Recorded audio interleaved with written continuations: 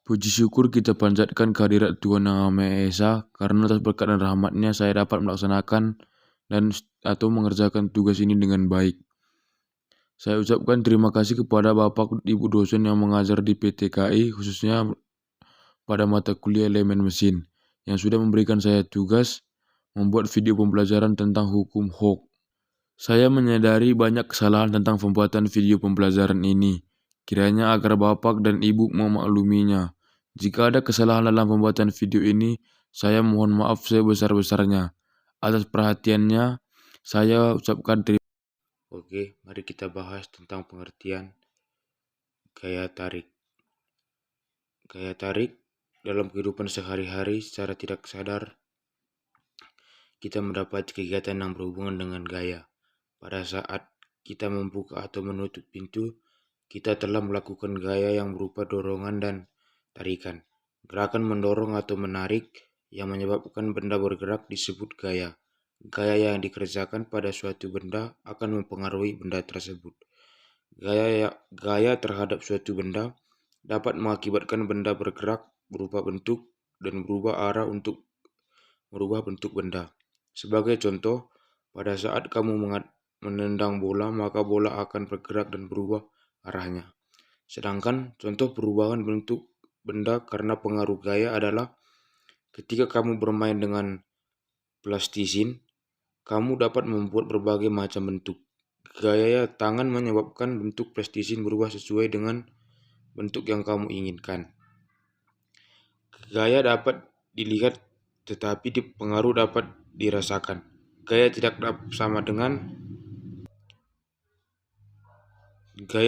sama dengan tenaga, energi meskipun keduanya saling berhubungan. Gaya juga dilakukan hewan atau mesin. Misalnya, sapi menarik gerobak dan lokomotif, kereta api menarik rangkaian gerbong. Jadi, dapat disimpulkan gaya adalah tarikan atau dorongan yang dapat mempengaruhi keadaan suatu benda. Gaya dapat pula diartikan sebagai kemampuan melakukan usaha. Besar kecilnya gaya yang bekerja pada suatu benda tidaklah sama. Hal ini tergantung pada besarnya gaya yang diberikan.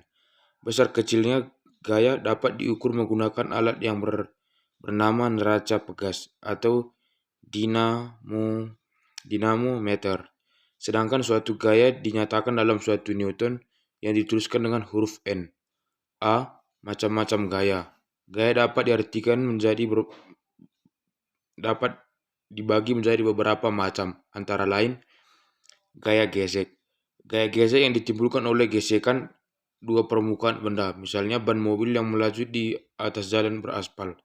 Mobil berhenti ketika direm karena adanya gaya gesek antara permukaan mobil dengan jalan. Bila kedua benda saling bergesekan, maka antara keduanya akan muncul gaya gesek. Gaya gesek bisa menguntungkan dan merugikan. Bila kita berjalan di jalan yang kering, antara sepatu dan jalan yang muncul gaya gesek. Gaya gesek ini membantu kita untuk bisa berjalan. Bayangkan, bila jalan licin, maka gaya gesek akan kecil dan kita akan kesulitan untuk berjalan. Yang kedua, gaya pegas. Gaya pegas yaitu gaya yang ditimbulkan oleh keelastisan suatu benda atau gaya yang dihasilkan oleh pegas ataupun kekuatan yang dihasilkan oleh karet strip pegas yang direnggangkan, misalnya pegas dan busur panah. Ketika anak panah dilepaskan dari busurnya, karet mampu mendorong anak panah dan anak panah akan meleset atau terlontar ke depan dengan cepat dan jauh. Anak panah itu meluncur karena adanya gaya pegas dan busur panah. Yang ketiga, gaya gravitasi. Gaya gravitasi yaitu gaya yang ditimbulkan oleh bumi atau kekuatan bumi untuk menarik benda ke bawah. Bila kita melempar benda ke atas, baik dari atas pensil atau benda lain, maka semua benda itu akan jatuh ke bawah. Benda dapat jatuh ke tanah disebabkan adanya gaya gravitasi bumi. Misalnya, buah kelapa jatuh ke tanah. Berbeda bila luar angkasa, para astronot tidak merasakan gaya gravitasi. Akibatnya, mereka akan melayang-layang bila berada di luar angkasa.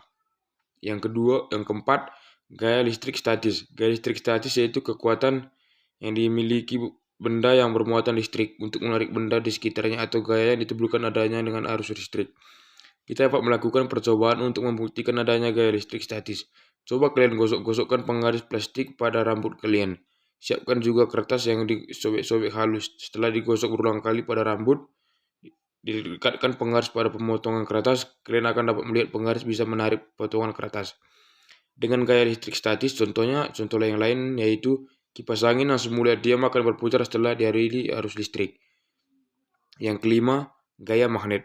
Gaya magnet itu gaya yang dihasilkan oleh magnet, misalnya dinamo sepeda, magnet alam, dan jenis logam yang pertama kali ditemukan di kota Magnesia. Magnet memiliki kekuatan yang menarik jarum, paku, atau benda yang terbuat dari besi atau baja. Kekuatan ini disebut gaya magnet. Gaya magnet merupakan gaya tak sentuh atau gaya tak kontak. Gaya ini dapat bekerja meskipun tidak bersentuhan. Tidak semua benda mengalami gaya magnet. Benda yang menerima gaya magnet dikatakan bersifat magnetis. Benda yang menolak gaya magnet dikatakan bersifat non-magnetis. Ada benda yang ditarik kuat oleh magnet, ada benda yang ditarik lemah oleh magnet. Ada pula benda yang tidak dapat ditarik oleh magnet. Berdasarkan sifat kemagnetannya, benda digolongkan menjadi 3 jenis, yaitu ferromagnetik. Ferromagnetik yaitu benda yang memiliki kekuatan magnet. Yang kedua, B, yaitu paramagnetik, yaitu benda yang memiliki sifat kemagnetan lemah. Diametik, yaitu benda yang tidak memiliki sifat kemagnetan.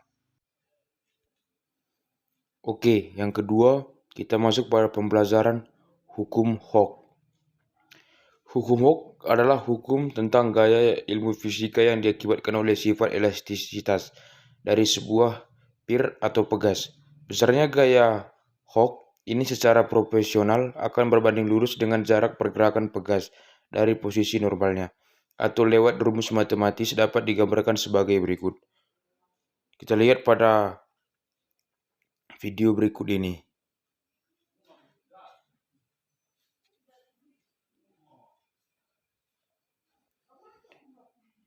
Pada video berikut ini, hukum Hooke untuk pegas yang bergerak ini disebut pergerakan secara vertikal.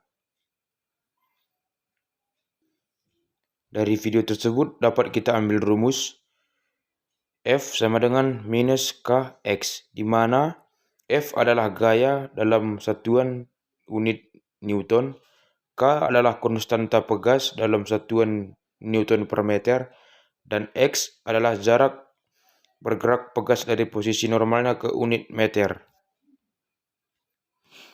Selanjutnya, tanda negatif menunjukkan bahwa arah gaya pegas selalu berlawanan dengan perubahan panjang pegas. Gaya pegas berbanding lurus dengan pertambahan panjang pegas dan berlawanan arah dengan gaya diberikan. Pegas yang digantung beban, ada sebuah pegas yang memiliki panjang L0. Pegas tersebut digantung secara vertikal, di mana pada ujung bawahnya dikaitkan beban bermassa M. Akibat digantungkan beban, maka pegas mengalami perubahan panjang sama dengan delta AL. Perubahan panjang pegas dapat ditentukan dari syarat besar gaya pegas sama dengan besar gaya gravitasi. K delta L sama dengan mg, atau delta L sama dengan mg per K. Dengan pertambahan panjang ini, maka panjang pegas menjadi L0 tambah delta L. Jika beban diam, maka posisinya merupakan posisi setimbang. Posisi setimbang ini dapat posisi setimbang baru. Dengan demikian, posisi setimbang adalah posisi saat panjang pegas sama dengan L0 tambah delta L.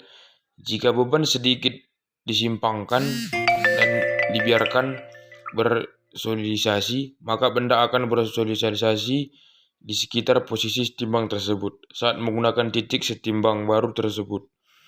Maka gaya gravitasi dianggap tidak ada karena sudah dikompensasi oleh pertambahan panjang pegas. Selanjutnya, benda berisolasi di sekitar posisi setimbang baru yang sama persis dengan osilasi pada bidang datar.